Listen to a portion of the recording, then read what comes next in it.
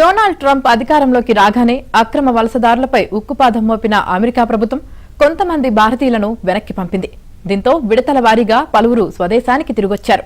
త్వరలో మరో 295 మంది భారతీయులు వెనక్కి రానున్నారని కేంద్రం తాజాగా వెల్లడించింది. డొనాల్డ్ ట్రంప్ అధికారంలోకి రాగానే అక్రమ వలసదారులపై ఉక్కుపాదం మోపిన అమెరికా ప్రభుత్వం కొంతమంది భారతీయులను వెనక్కి పంపింది.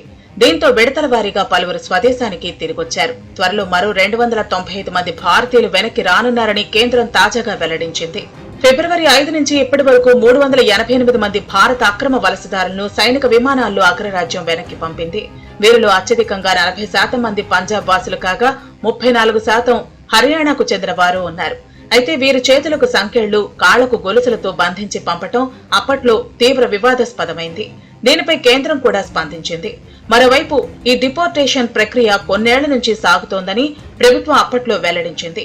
2009 నుంచి 2024 వరకు దాదాపు 15,500 మందిని అమెరికా వెనక్కి పంపించినట్లు గుర్తు చేసింది. అక్రమ వలసల అంశంపై అడిగిన ప్రశ్నకు కేంద్ర విదేశాంగ శాఖ లిఖితపూర్వకంగా సమాధానమిచ్చింది. ఫిబ్రవరి 5న భారత్కు పంపించిన అక్రమ వలసదారులకు, ముఖ్యంగా మహిళలకు సంకెళ్లు వేసిన అంశాన్ని అమెరికా వద్ద లేవనెత్తినట్లు తెలిపింది. దీనిపై తమ ఆందోళనను అగ్రరాజ్యానికి తెలియజేసినట్లు పేర్కొంది. దీనికి అగ్రరాజ్యం కూడా సానుకూలంగా స్పందించినట్లు వెల్లడించింది.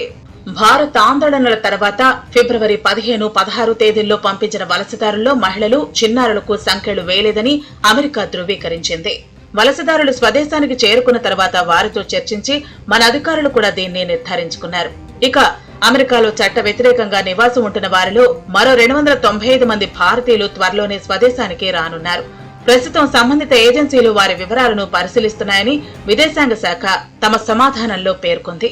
మరోవైపు హమాస్ భావజాలాన్ని వ్యాప్తి చేస్తున్నారన్న ఆరోపణలతో భారత విద్యార్థి బదర్ ఖాన్ సురి అమెరికాలో అరెస్ట్ అయ్యారు. అతన్ని బహిష్కరించేందుకు అగ్రరాజ్యం చేసిన ప్రయత్నాలను యుఎస్ కోర్టు నిలువరించింది. తాము తదుపరి ఉత్తర్వులు జారీ చేసే వరకు అతడి బహిష్కరణకు వీల్లేదని వర్జీనియా కోర్టు తీర్పు వెలువరించింది. అంతకుముందు భారత విద్యార్థి రంజనీ శ్రీనివాసన్ స్వీయ బహిష్కరణ చేసుకునేందుకు రూపొందించిన సిబిపి హోమ్ యాప్ ను ఉపయోగించుకుని అమెరికాను వీడారు.